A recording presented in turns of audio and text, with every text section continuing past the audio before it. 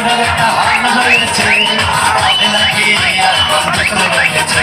আরে টিকাটুলির মোড়ের একটা হর্ন হয়েছে, বলে নাকি এয়ার কন্ডিশন রয়েছে।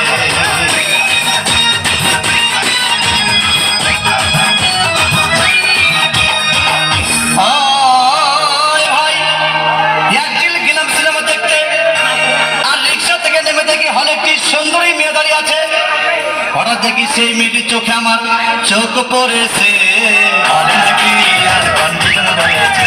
আরে টিকাটুলির মোড়ে একটা হর্ন রয়েছে, বলে নাকি এয়ার কন্ডিশন রয়েছে।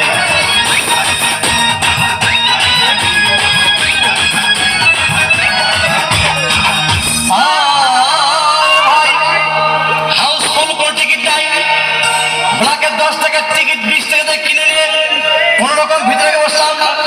হঠাৎ দেখি পাশে চেয়ারে সেই মেয়েটি আমার পাশেই বসেছে, বলে নাকি এয়ার কন্ডিশন রয়েছে। আরে টিকাটুলির মোড়ে একটা হর্ন রয়েছে, বলে নাকি এয়ার কন্ডিশন রয়েছে।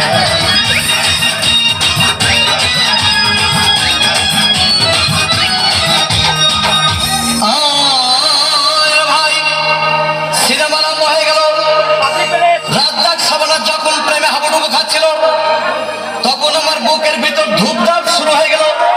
আমি যদি প্রেম করতে পারতাম, তখন দেখি পাশের সিটে বসা সেই মেয়েটি আমাকে সিমটি মেরেছে, বলে নাকি এয়ার কন্ডিশন রয়েছে। আরে টিকাটুলির মোড়ে একটা হর্ন রয়েছে, বলে নাকি এয়ার কন্ডিশন রয়েছে।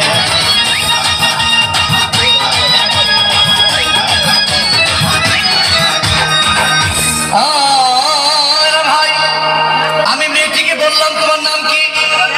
বললাম মালতী বিবি।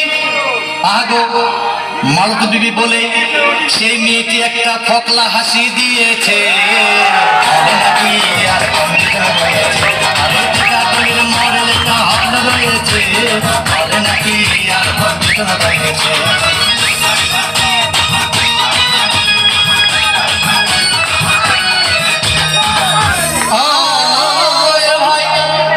সিনেমা শেষ হতে রাজ্জাক ভিলেন যখন ধূপধাম মারপিট, আবার সাবানে এসে রাজ্জাককে বললাম তোমার চিরদিনের সাথী। তখন দেখি পাশে সিটে বসা সেই মেয়েটি আমাকে জড়িয়ে ধরেছে, বলে নাকি এয়ার কন্ডিশন রয়েছে। আরে টিকাটুলির মোড়ে একটা হর্ন রয়েছে, বলে নাকি এয়ার কন্ডিশন রয়েছে।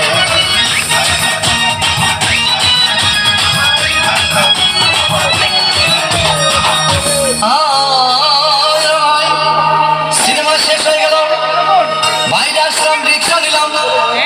হঠাৎ দেখি মেয়েটি দৌড়ে এসে আমার রিক্সার ভিতর চেপে বসেছে, বলে নাকি এয়ার কন্ডিশন রয়েছে। আরে টিকাটুলির মোড়ে একটা হর্ন রয়েছে, বলে নাকি এয়ার কন্ডিশন রয়েছে।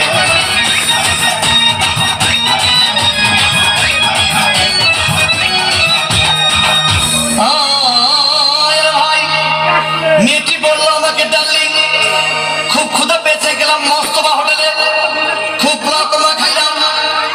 হঠাৎ দেখি বয় একটা 500 টাকার বিল এনেছে, বিল না দেখে তখন আমার মাথা ঘুরেছে, বলে নাকি এয়ার কন্ডিশন রয়েছে। আরে টিকাটুলির মোড়ে একটা হর্ন রয়েছে, বলে নাকি এয়ার কন্ডিশন রয়েছে।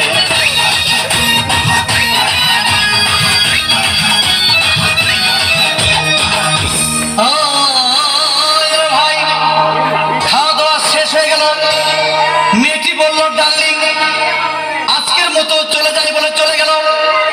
আমি বাড়ি এসে রিক্সা থেকে নেমে রিক্সা ভাড়া দিতে গিয়ে দেখি মেয়েটি আমার পকেট মেরে চলে গিয়েছে।